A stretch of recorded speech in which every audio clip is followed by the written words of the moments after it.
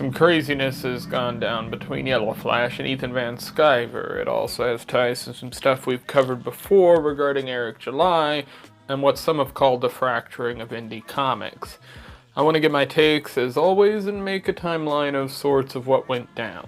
This all went out to the internet about 4 or 5 days ago when Flash had put out a tweet outing the quote he was given from Ethan Van Sciver for his first comic book he's releasing's cover.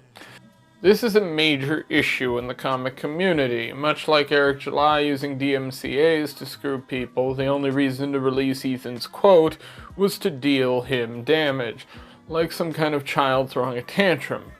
Personally, having seen some of Flash's blow-ups on Flashcast, I'm not surprised. Honestly, I keep seeing ego fracture fan bases. Eric July did this by not taking criticism and going after Riley and Dick Masterson. The clear driving force of Eric's actions can be boiled down to ego and overinflated feeling of intelligence. I can't help but see some of the same in Flash's tweets and constant blocking of his own fans. The amount of money EVS wanted for his cover was not unreasonable. In fact, I thought it was reasonable, for the vast experience that EVS has in comics at over 30 years.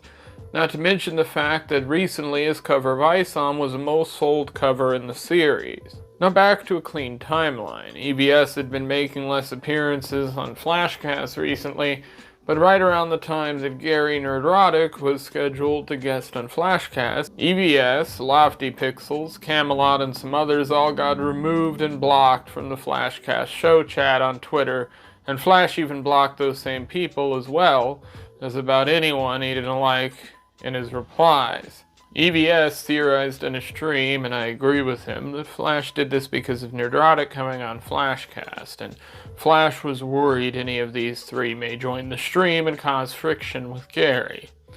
This is because EVS has been branded as a friend of Dick Masterson and Vito, who've been at war with Rippaverse, and Eric July, who creates content with Nerdrotic. There is also alleged existence of a blacklist kept by Eric July that could play a role. After Flash blocked EVS, he deleted the Comicsgate community from Twitter. Flash has now stated this was an accident because he thought he could transfer admin powers. The drama continued to grow on Twitter when EVS would post about the community's deletion and the fanbase would become fully aware of what was going down. From that point on, as usual, fans began to draw battle lines. The term merch comic has been thrown around a bit in regards certainly to Eric July, but now Flash, and I have to wait to see things play out, but Flash's decision to burn bridges with Comicsgate and put out an artist's quote is not a good sign.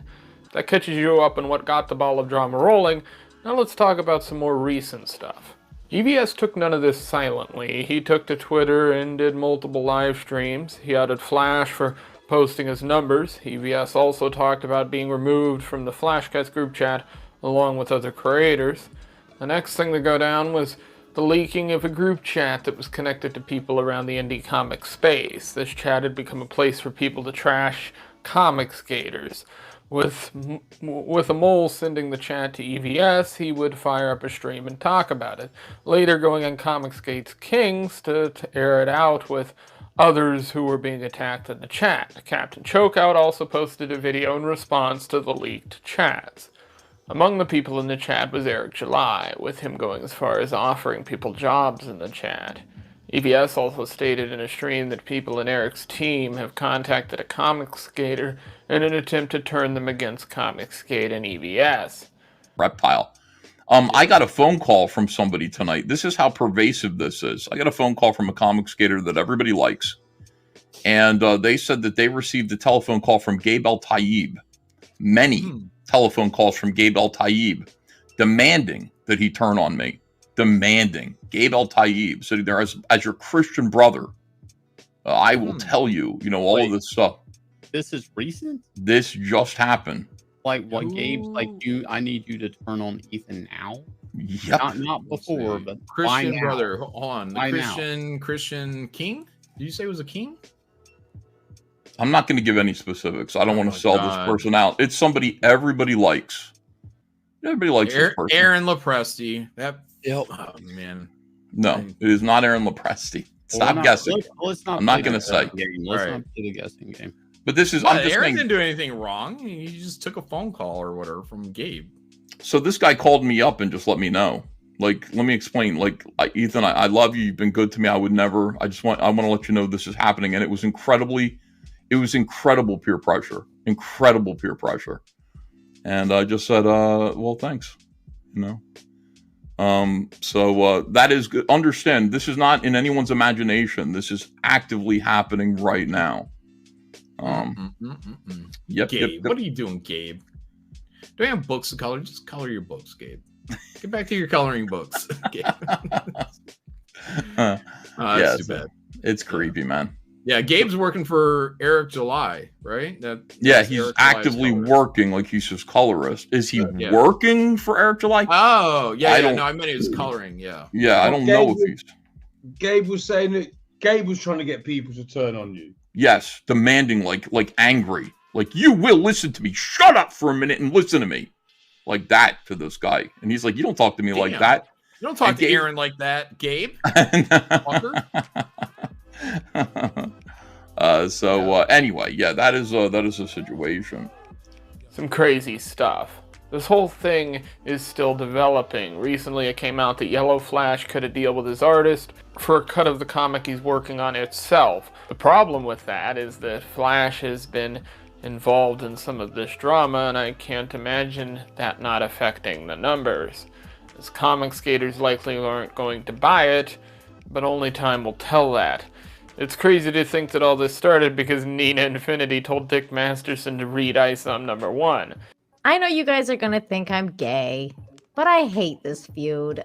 I like you guys, all of you guys, and it sucks. Like it just sucks that you guys are fighting. Then why'd you start it? I know, I didn't mean to. It was accidental. Damn it, Nina. Damn it. I didn't know Dick was such a dick. That's why. How do you not know that? I know. I should have. It was one of the first times I was meeting him. It's like the butterfly effect. I honestly feel that attack on October 7th in Israel wouldn't have taken place if you just kept your mouth shut. That's true. It's all your fault, Nina. The dominoes that fell, causing Eric July's meltdowns and DMCAs, are the same dominoes falling here. I'll continue to make videos as things progress. This is just sort of a general look at everything in a timeline because I've been MIA for a bit from the comic stuff.